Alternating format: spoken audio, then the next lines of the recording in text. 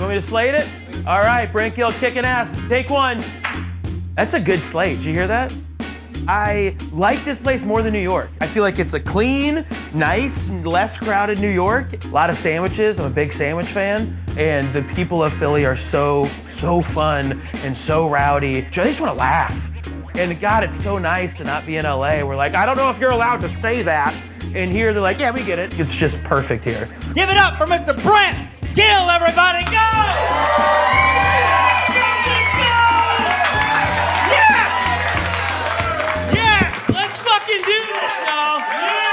Yes! What's up, everybody? Hey, man, before we get started, I just want to thank you guys so much for coming out. I've been doing comedy for 16 years. This is my very first comedy special ever. So thank you for being here.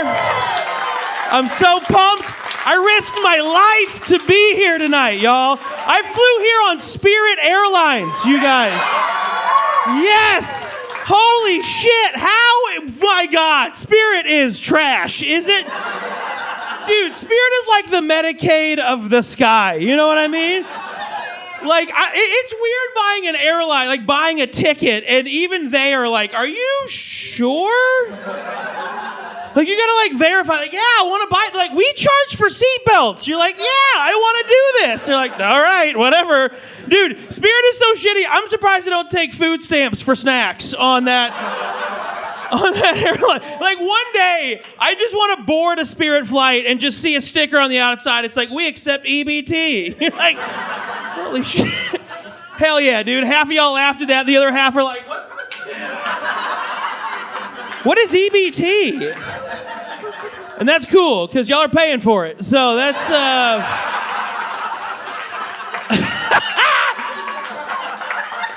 glad you have no idea what that is. That's pretty cool. That's pretty cool.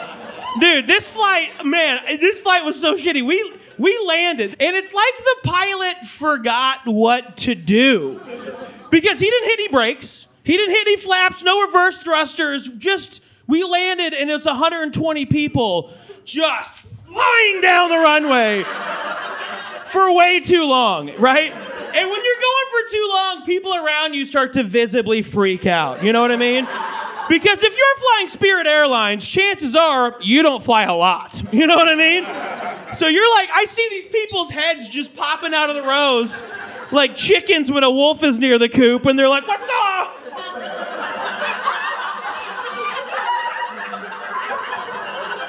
What's going on up there? Are we gonna stop?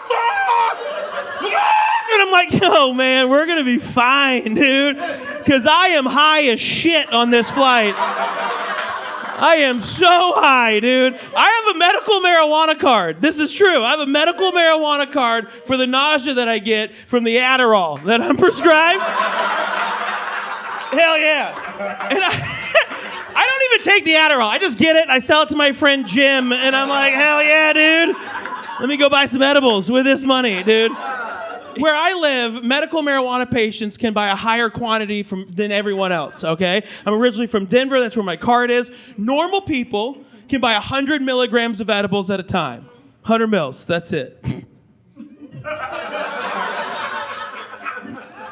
Med patients can buy 8,000 milligrams at a time. Yeah. Couple stage 4 stoners in the crowd right there. Yeah. This flight, I swear, I ate 350 milligrams before I got on the flight, okay? Yeah. Yo, you ever get so high on edibles that the facial recognition feature on your phone stops working?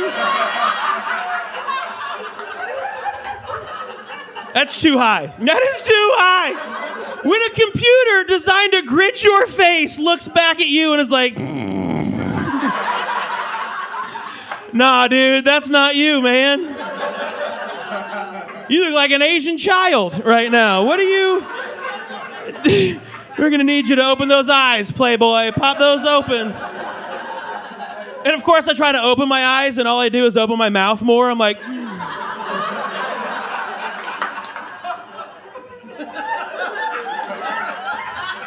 I don't know what happened to us. Remember we were smoking weed out of apples? Remember those days? Remember that? The aluminum foil pipe? Oh, yeah. The Alzheimer's special? I know y'all remember that. Well, we don't remember it, but we did it, you know? I used to dig through the trash when I was young and just like find a plastic bottle I could jam a big pin into, and then I duct tape an aluminum foil bowl on top. I'm like, yo, dudes, I made a bubbler. My friend's like, that is trash. You're an idiot. What are you doing? I'm like, I don't know. I'm in 8th grade. I have no idea. So I'm like high as fuck on this flight, way high. And I'm telling everyone's freaking out. They're like, are we gonna stop? I'm like, we're for sure gonna stop, dude. Yeah. And what happened is like, I don't know if the pilot on this Spirit flight like pulled the manual out and was like, all right, chapter 8, landing, hang on. All right, landing gear out, got it. Touchdown, got it. Brakes, oh shit, brakes, duh. Dude, this guy hit the brakes so fucking hard. I get launched forward, and my head hits the seat in front of me. That little tray table holder embedded in my forehead. And as we come to a regular speed, everyone on the plane started clapping. And it wasn't like you landed in a blizzard and you're like, oh, very good, nice skill. That was actually, it was like the first clap of the rest of their lives. Right? It was like, oh, yes! Woo! Like, one dude had a lighter, was like, oh, here we go! Woo! Man. Because that is apparently how low the expectations are for Spirit Airlines. Is their customers are like, well, Spirit will get us up in the air, but Holy Spirit's gonna get us back down. That's what's... I feel like if Spirit ever had like a slogan, right? Which they wouldn't because they can't afford it. But if they did, I feel like the Spirit slogan would be like, Spirit Airlines. At least you made it. Spirit Airlines, it was $27.50. Shut up. You're fine. Pussy. Shut up. I've had the most fun here in Philly. This is my first time in Philly ever. This is, yeah, it's so fun. I've had a blast out here, man. I was getting my hair cut. I was getting all, lined up and everything at the barber shop, and I asked the dude, I was like, hey, can you fix what's happening back here? Because I realized recently that I am balding like a middle finger that got blurred out on TV. Yeah, drink it in, front row. That's right. Holy shit. What did I do in life? Where did I screw up?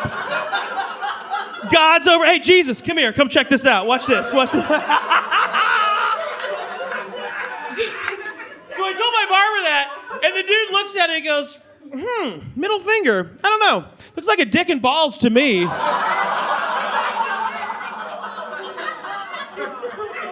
All right, first of all, dude, no tip for you, bro. Fuck off. And second of all, because at the end of the haircut, this dude had the audacity. I don't know why you're laughing at this. This guy is checked out of this mother. He's like, you're balding, I'm sure. This guy had the audacity to bring the mirror behind my head and show me this. And I'm like, bro, if this is your dick and balls...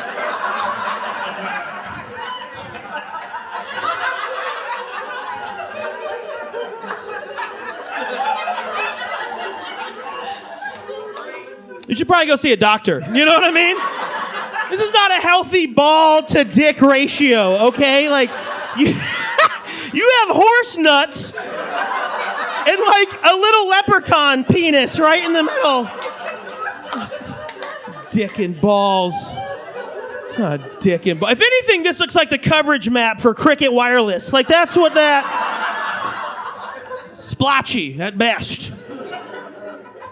All my friends are like, dude, try Rogaine. I'm like, I did. I grew a mullet, and that's not it. That's not the look I'm looking for. Like, last I checked, a mullet with this forehead. No one wants party in the back, going out of business in the front. That's not...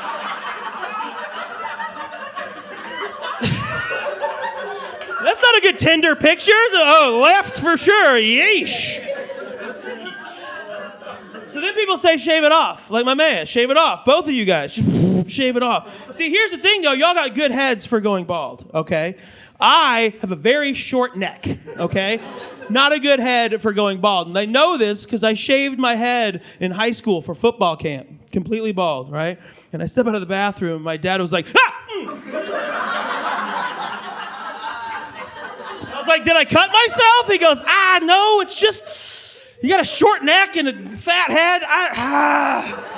I don't know, man, you just look like a penis right now. And I'm like, a penis? He's like, yeah, man, it's like when you shrug, you're like, not circumcised, not circumcised.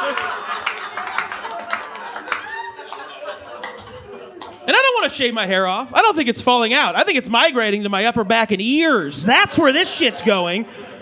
So instead of shaving this off, I just grab my beard, mustache, and pube trimmer, and I just start going to town. What happened? Why did y'all shut up there? What happened? Like, let's be real, everyone. It's the same trimmer, okay?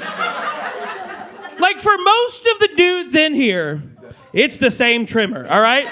Like, ladies, I hate to break your perception of your man, but next time you're in his bathroom, just take a quick mental note of how many trimmers you see. It's one. That's it. It is one. All we do is blow it off. We're like, we're cool.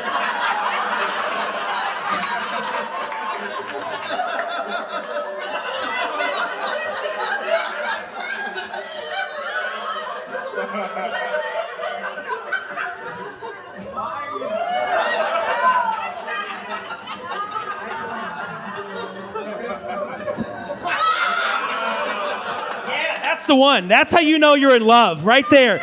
Yeah, you ever find yourself, he's dying right now. Hell yeah, dude. You ever find yourself squatting over a vanity mirror? Just fucking like, what the fuck am I doing right now? That is not a look for a 36-year-old adult. That is not the view. That is a view for a 13-year-old curious boy. That's what that is. You're like, oh, that's how that works, and that's it. And boy, I tell you what, you really got to blow that one out. You got to get it and like get stuck in the blade. You got to get like that.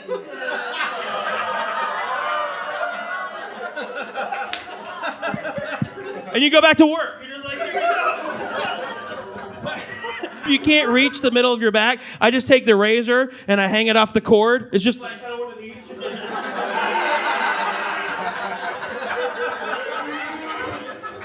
Got race stripes on my back. I don't give a shit, man.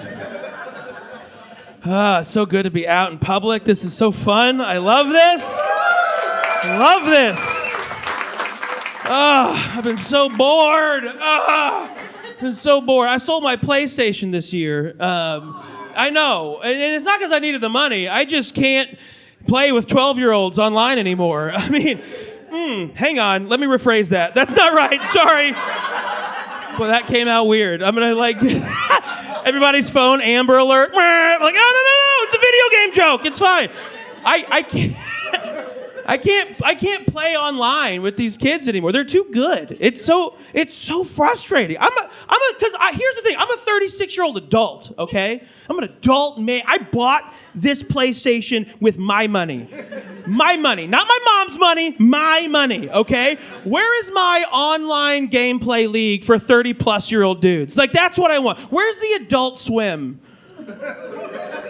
for online video game play, right? Because I don't know about y'all, but I'm sick and tired of these 12-year-olds just shooting me and then running up and digitally teabagging my dead corpse in front of me. I'm like, bro, it is noon on Tuesday right now. Why aren't you in school right now? And he's like, hey, bro, it's noon on Tuesday. Why aren't you at work right now? Shit! Goddamn. I'm at home right now because I'm unemployed like an adult. That's why I'm at home right now. Little bastard. You guys have any idea how demoralizing it is to hear someone's voice crack when they call you a bitch? I hate them, dude. I hate kids. I hate kids so much. If you have them, love them. I get it. But if you don't. Like, I hate kids so much, I started calling condoms dream catchers.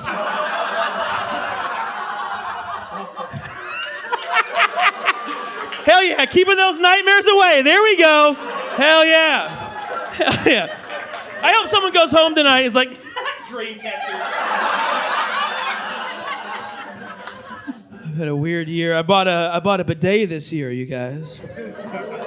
Did you sound baffled by that? You go, what? What? How many of y'all mess with bidets? Round of applause. Oh, Philly, what is wrong with y'all? Treat your butt, y'all. Listen to these people. People with a bidet, is it not the greatest thing you've ever sat on in your entire life? Yes. Thank you. And that's coming from a woman. There's been a couple faces under that thing, and she's like, yeah, dude. I have never wanted to scream, yes, queen. Like when I sit on a bidet. I mean, this thing is I love this thing so much, I sit down to pee now. Like, that's how much I love it. I go to the grocery store, I ask the clerks, I'm like, hey, which one of these breakfast foods has the most fiber in it?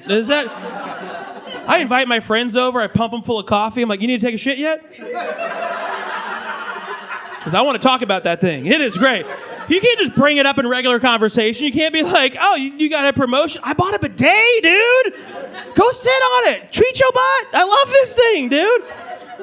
Here's why I love it so much. Is because I have yet to find a better wake-up call than an icy cold blast of water directly on your butthole. I mean, bam, directly on your butthole. Holy Lord. Yeah. Thank you, ladies. Yeah.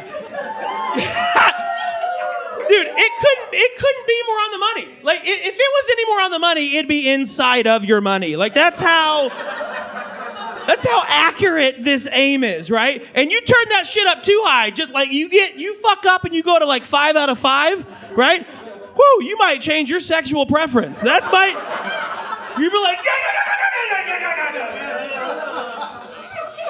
oh, okay, all right. Oh. Then you get like a 3-point stance on it. You're like, oh, yeah. You hear like Peyton Manning in the back, just Omaha.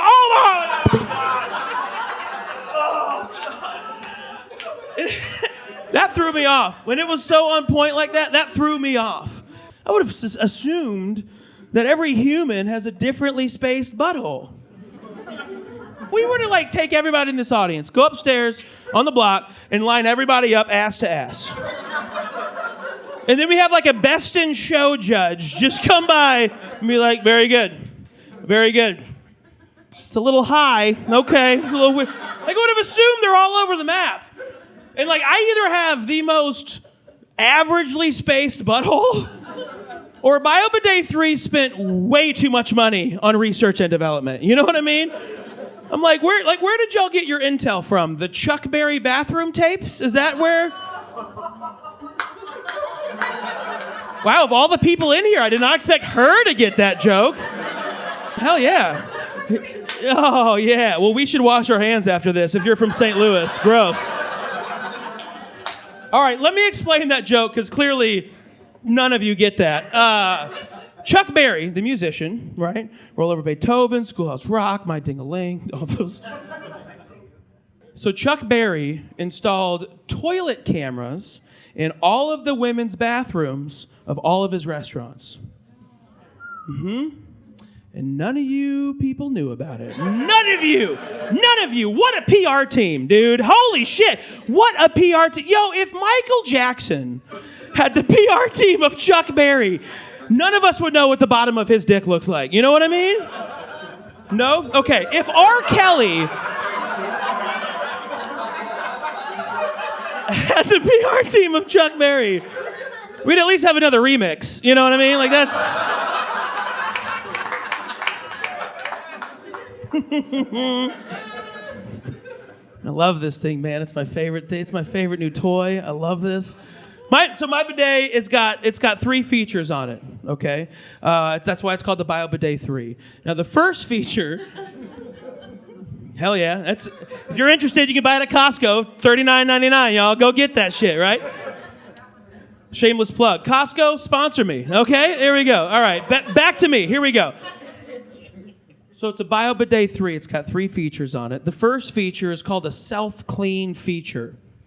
And what that does is it shoots a stream of water down the back of the toilet bowl AKA the Taco Bell feature, okay? Or the relationship saver, whichever one you want to say, you know? Fellas, now you don't have to pee the poop off the back of the toilet. It's fine. It's right there. Is that too real? That was a little too real, I feel like. That was a little too on the money, you know? The women are like, ew! Like, yo, lady, we do that, so just chill.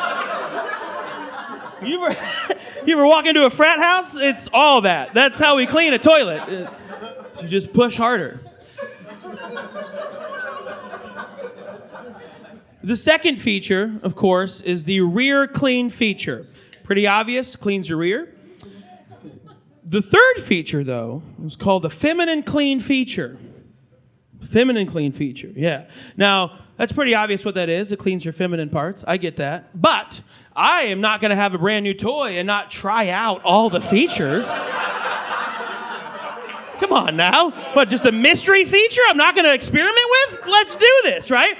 So I crank it over to Fem Clean function, and I saddle up on this thing, right?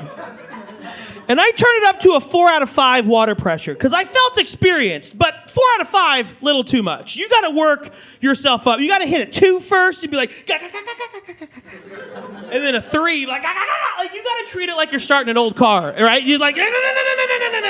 So I'm saddled up on this, and I turn it over to Fem Clean, and I get a 4 out of 5, and it is another very conspicuous, direct hit right on the top of my taint and the back of my balls.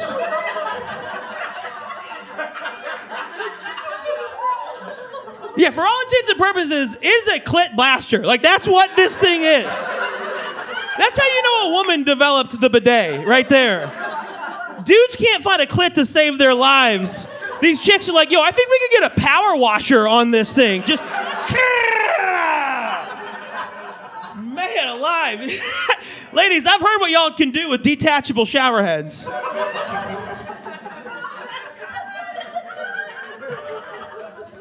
That's right, ladies in the back. That was for you, right there.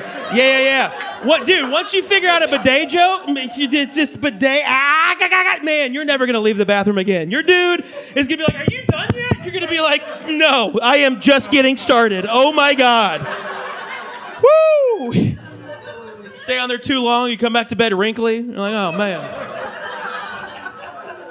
I don't know if anybody read this news story about a 24-year-old dude in the UK that got arrested for starting fights outside of a Home Depot, totally naked.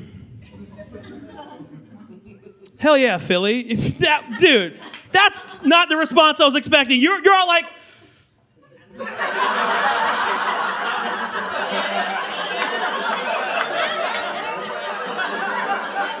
Sounds like a Philly Tuesday to me. What's going on?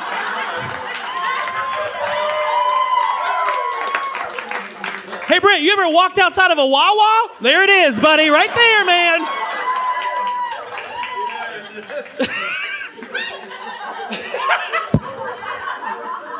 So here's what happened, okay? Here's what happened. So this 24-year-old dude starting fights outside of this Home Depot, totally naked. The cops get called, obviously, right? The cops get there. They wrestle him to the... Well, I'm sure it was the rookie. Had to wrestle him to the ground. You're like, Johnson, this one's you. Your name's all over it. Go get it, buddy. So they wrestle this naked man to the ground.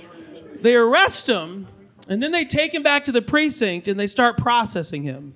Now, while they're processing him, they discover that he has a corner of a plastic bag emerging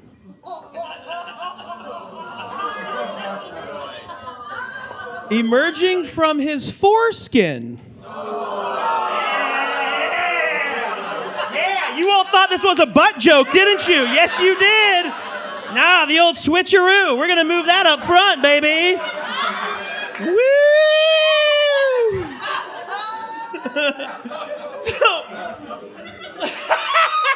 So upon further investigation, no, that is the funniest line in the whole article. What is this? How is this author just going to leave out what the further investigative process was? Because I can only imagine it's just 3 cops in the back room playing rock, paper, scissors, trying to figure out who has to investigate further. They're like, 1, 2, 3, shoot. Shit! Damn it! Hell yeah, dude. Here's 2 pairs of gloves. Go get them. And also, how do you investigate that further? What's the move there? Is it like a reverse old fashioned? Is that what it is? Like the old Curious George, peel it back? Is it like a one knee thing? Do you get like on... It's too much? Okay.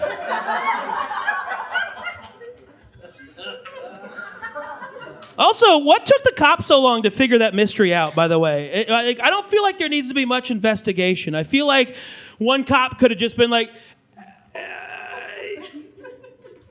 hey, Larry, does this dude's dick have an elbow in it? What's happening down there? Because they discovered that this naked man, was hiding 7.2 grams of cocaine under his foreskin.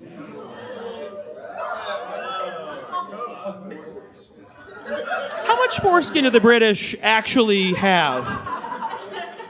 Because that's 5 skin at that point, is it not? Like that's 5 skin at that point. Like this dude had a Major League Baseball dip in. That's how much cocaine was in the tip of his penis. I'm like, what's happening over there? Is it like a weather thing in the UK? It's always overcast and their dicks are like, yo, fuck this. I am cold. Whoa. 7.2 grams, dude. That is so much fucking cocaine. What is foreskin material made out of? Chipmunk cheeks? Is that what it is? I'm serious. Is that what it is? I don't know. I don't have foreskin, y'all. I don't have foreskin, okay? I'm struggling to wrap my head around this situation.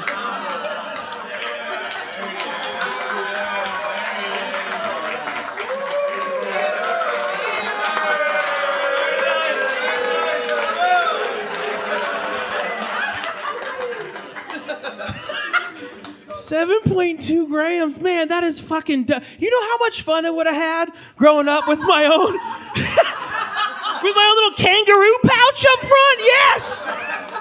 Dude, I would put stuff in there all the time. All the time. Even as an adult, I'd be putting stuff up there. Like your girl's like, can you hold my keys? You're like, sure. All right.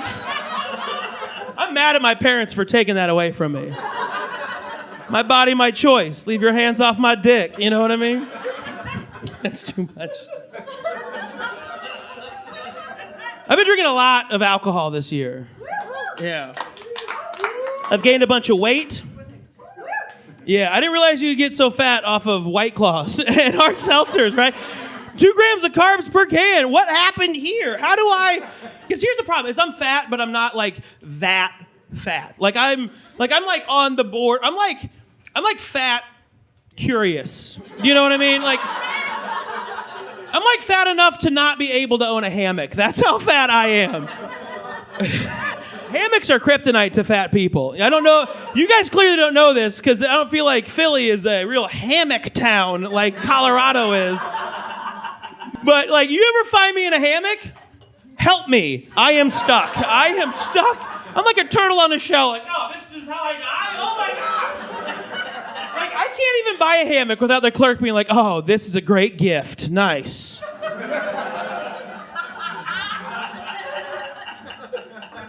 This is for me. He goes, well, here's your gift receipt. You're going to need that when someone finds you. That's what's going to happen there. I started mixing White Claws with Truly this year. I call it a Truly White.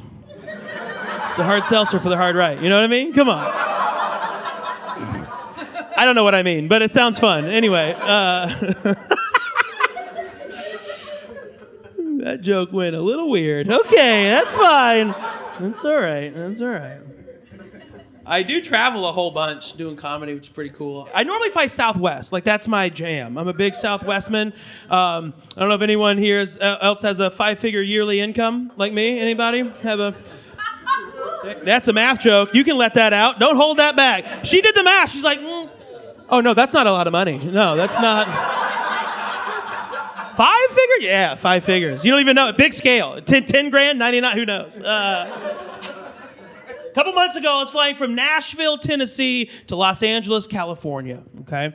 Long flight. It was a 6 a.m. flight. Now, I fly so much, I've taken over 65 flights this year alone. That's how much I fly. And I am A-list on Southwest, okay? Which, if you don't know what A-list means, that's fine. I'll break it down for you. Basically, what it means is you get to board the plane first.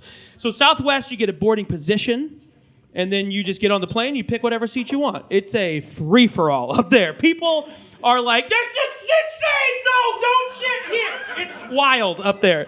So when you're A-list, you don't have to deal with any of that, right? So it's a 6 a.m. flight. I was working the club in Nashville that weekend, and so I left at Saturday morning, or I guess Sunday morning at like 2 a.m., very drunk, okay?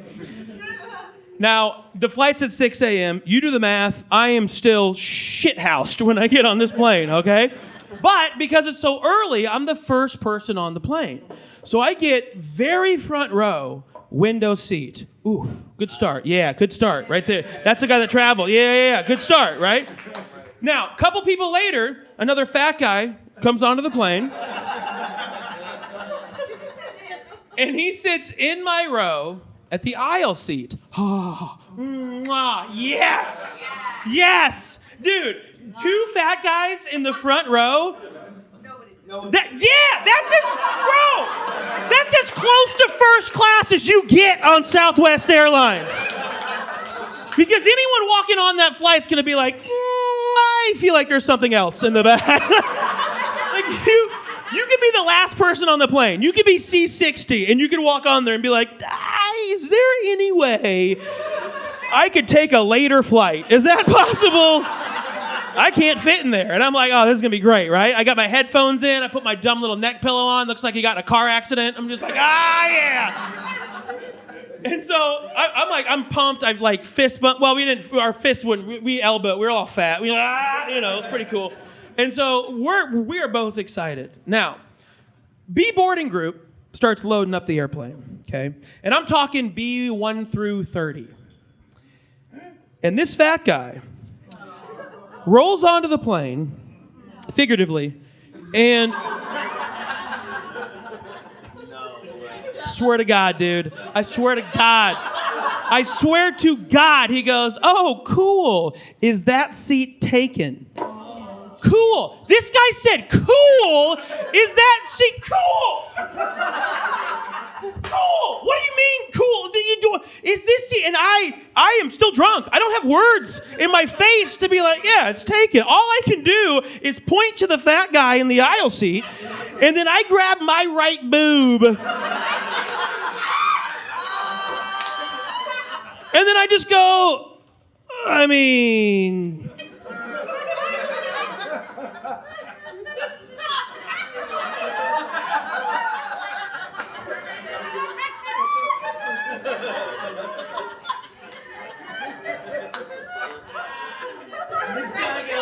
Looks great, turns around, and yes!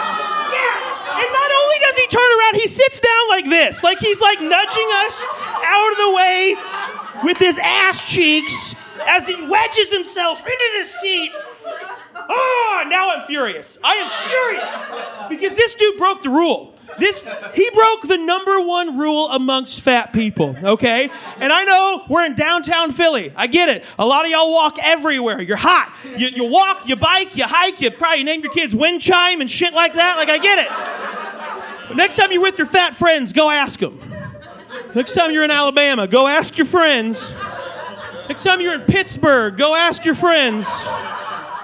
Like, is this a real rule? And they will confirm that when you have a choice, the God-given gift of choice, you don't sit in between two other fat guys on a damn near cross-country flight.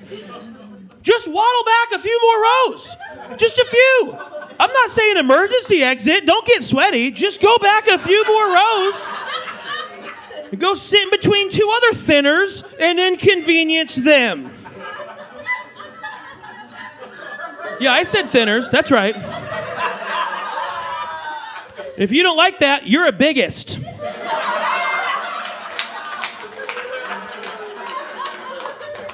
I was telling this joke in Alabama not that long ago, and I get to this point in the joke, and it is bombing.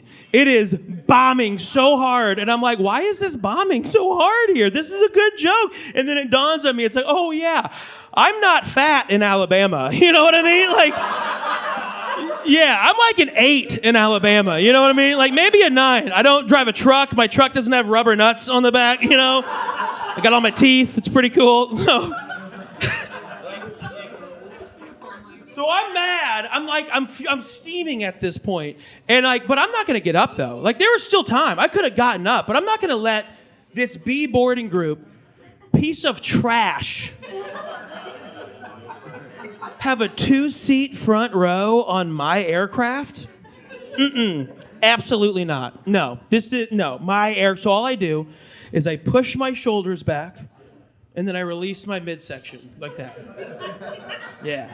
You guys didn't know that. Fat guys have 2 speeds. We have like, oh, hey, what's going on? Yeah. Don't sit next to me. Like that's the move we have. So I was like, I hate you. Ah! That's what I did. So, turn that fucking phone off. It's my special, God damn it.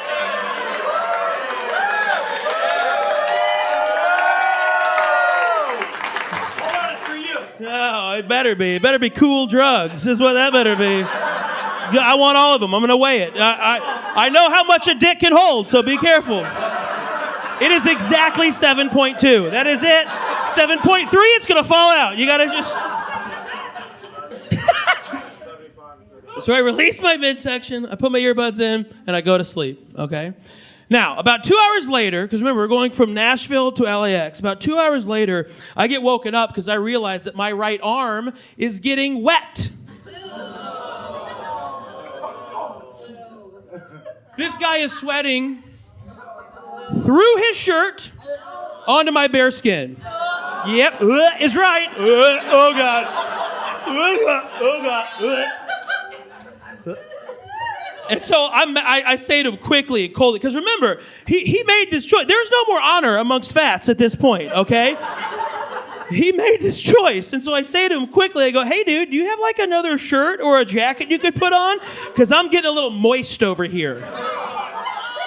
And he goes, oh my God, I am so sorry. And then for the rest of the flight, he sits leaning forward like this. Shut up. Don't feel bad for him. Do not feel bad for him. He made this choice, not me, not Southwest. He was the one that decided to squeeze a third pea into a pod made for 2, okay? Like some Monsanto edamame bean. He's like, no, we got this. Get it in there. Get it in there. Like we look like 3 pigs in a blanket. Like that's what we look like. Which looks delicious, but we've already eaten, you know? So, just as greasy. Anyway, So we land at LAX, okay? Now, we're the first ones on the plane, front row. We're the first ones off the plane, okay? Now, we are in the airport at this point in the story. We're in the airport, off the plane. In the airport, off the plane. So now it's not a federal crime. It's just a local issue at this point, right? And this guy's walking in front of me, and he turns around, and he locks eyes with me, and he goes, hey, dude, that whole sweating on the airplane thing? Fuck you.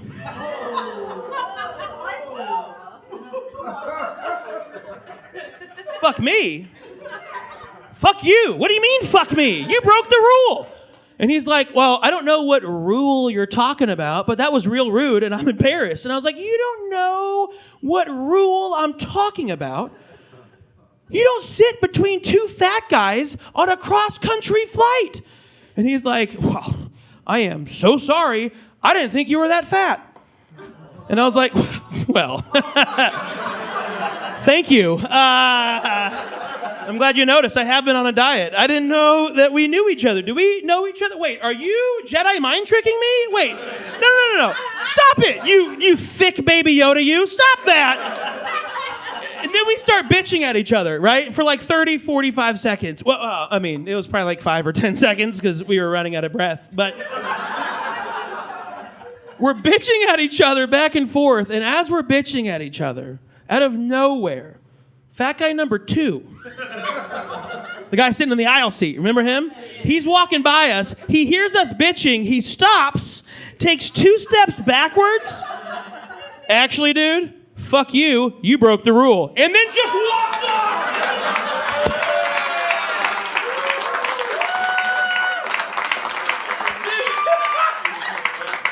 like a fat Judge Judy came in and was like, bam, you've been purged. And we high-fived and shared a Wetzel's pretzel. It was pretty dope. So I was touring, and then me and this other comic were in Western Colorado, and we went to a clothing optional hot springs. Okay. Yeah. Which part of that did you not understand? The clothing, the optional, or the hot springs? Which? The hot springs. Okay, hot springs are a naturally occurring phenomena on Earth where very warm water comes out of the bottom of the planet. It's just all the way coming up, and it's like filled with lithium or sulfur or whatever the fuck, and it's very warm, and people pay money there to go sit in it because they pretend like it heals them. You got it? We're good? Okay, great. Now, everyone else, we're back. Here we go. So, I go to this clothing optional hot springs, and I feel like anytime you go to a clothing optional anything, the sign should be like clothing recommended for most. Like that's how, because it's never the people you want naked. It's always like some dude whose balls look like William Dafoe's face, and it's like, right? So me and my buddy, we get in this hot spring. There's like 11 pools. We're in this really small pool. And the one person at the hot springs that you are thrilled is naked gets into our pool. And she is a 10. I mean, she is a like walking around Philly in dope jeans 10. Like she, whoa, yeah, she's like that table. Yeah, I see you ladies. What's up? She's like an Albuquerque 17. Like that's how hot this chick is. Even your mother would see her and be like, wow, she is well put together. Damn, you should go talk to her. So she gets in our pool, and we're having a great conversation. And about 5 minutes later, this 9-year-old ginger boy that looks like Ham from The Sandlot, right? Like freckles, everything. Like this dude gets in the pool and is everything but discreet. He is just eyes open, mouth. He's looking at us like, yo, do you...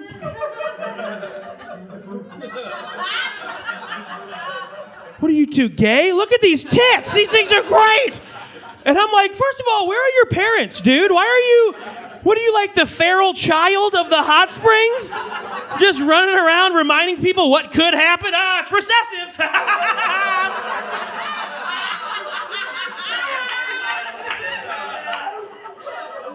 So, as I'm watching this kid enjoy his moment, he's looking at us. I'm like, bro, relax. Like, you gotta, like, there's a technique to taking a peek, all right? You can't just be like, yeah. You gotta be talking to her like, oh, that's so crazy. She talks to your friend and you check in and you check back out. That's how you do it, right? So, as I'm watching this kid enjoy this moment in his life, it dawns on me that this could be his very first pair of live tits ever. Like, ever. And if that's the case, if this is his first pair, what a bummer, you know? You can't have perfection as your very first pair of live tits. You got, like, it needs to be, because where do you go from there? This dude's gonna be an incel. Like, he's gonna grow up to be a school shooter. Like, that's what's gonna happen. He's gonna be like the rest of his life, he's just like beautiful mind drawing tits on the wall until he's 18. He's like, I'm gonna cause some mayhem. There's nothing better than this. Like, that can't be your first pair of live tits needs to be shameful. It needs to be like an accident. Like, you need to walk in on your Aunt Carol and be like, oh my God, Aunt Carol? Oh God! And like the rest of your life, you're like, I think I'm an ass man, actually. So we were gone for 4 days. That particular trip, day 5, I go home. I'm hanging out with my lady friend. We're making out. She pushes me back. She goes, hey, real quick, how do you feel about period sex? And I was like colonial? Or like Renaissance? Which period are you referring to?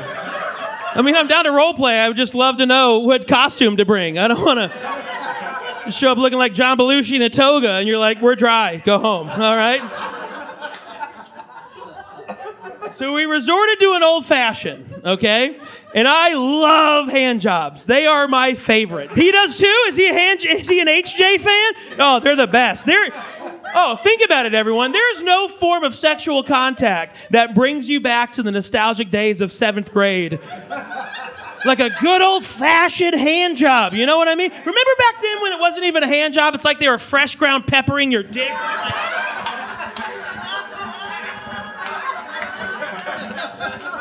Yeah, that's what it was like. They're like, you like it? You're like, yeah. Next 4 days, you're walking around like this so your dick doesn't touch your underwear because your cock just got an Indian rug burn on it. I once had a girl do this thing. What the fuck is this? This is not a move. What school bus did you learn this shit on? Some 7th grade whore in the back of the bus is like, oh, you know what I hear they love? When stuff's coming out of their only hole, plug it up.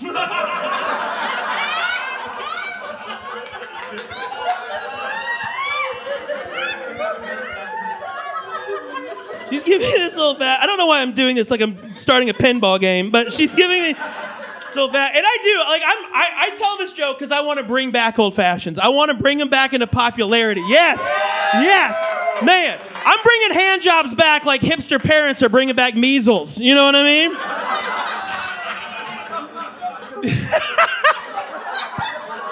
So she's giving me this old fashioned and she gets me to vinegar strokes, okay? All right, one dude's like, hell yeah, dude.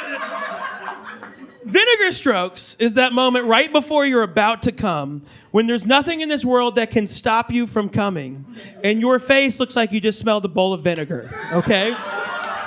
Right? So you're like, I'm gonna...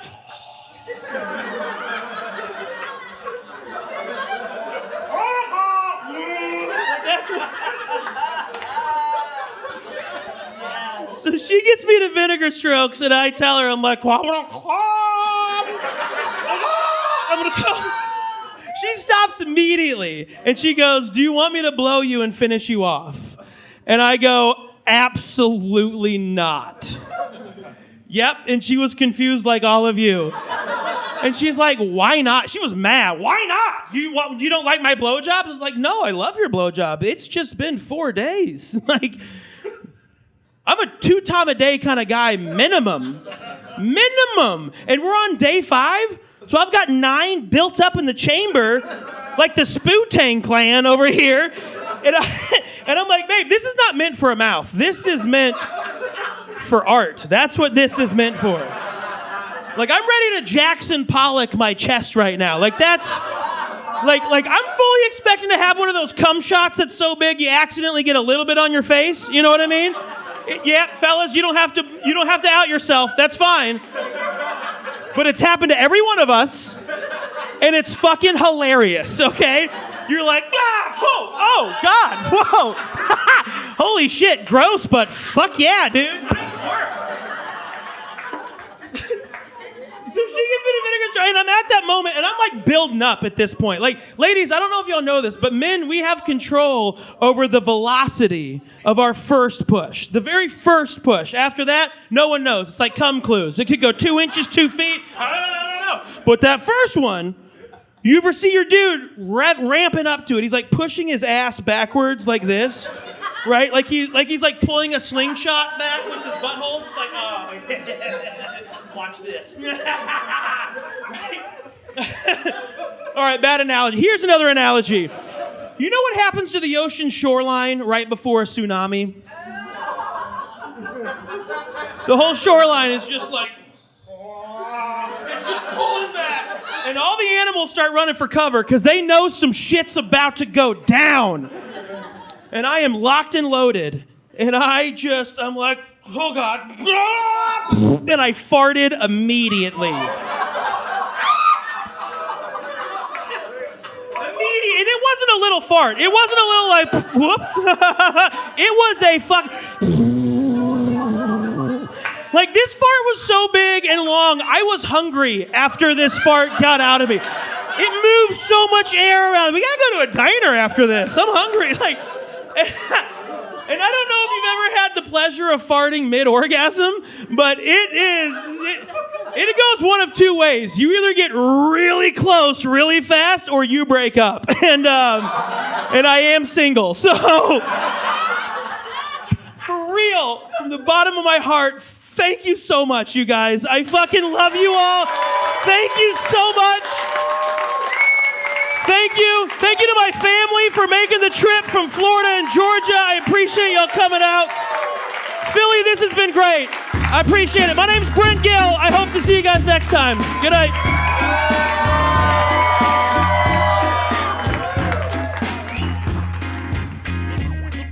I'd say at my peak, the most shows I was doing, I was probably averaging over 300 shows a year, easily. Because at my peak, I was doing 2-3 shows a night. I was getting booked 5-6 nights a week.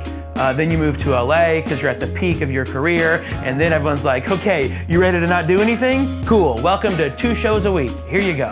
In terms of days on the road, at least like a solid 6 months a year, at least. My dad brought up a good point. He's like, and you're never gonna get this moment again, so enjoy this time off, because this is something that you'll never have again, and treat yourself. Don't stress over it. It's gonna come back. You're gonna be fine. Things are they will be different, but they will come back. From there, I started thinking of different ways that I can take my career once this comes out, of like realizing I need to find my niche, I need to hit my niche, and I need to start growing that way instead of just throwing comedy into the ether and hoping that it sticks with someone. It's throw it at my fans and then let them share it, with their friends. All that kind of came out through the pandemic. And a lot of people quit.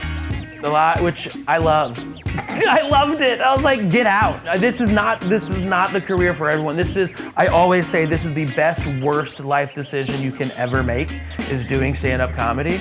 And it is absolutely if you're not committed, you're gonna drive yourself crazy. You're gonna end up killing yourself. You're gonna end up getting addicted, doing a bunch of drugs. You're just, the ways you can get lost in this industry they're infinite. And so if you're not fully in it, then you don't really think, okay, I need to make sure that I keep blinders on, eye on the prize. We can have fun for sure, but if I'm gonna do this for 30, 40 years, you gotta take care of yourself.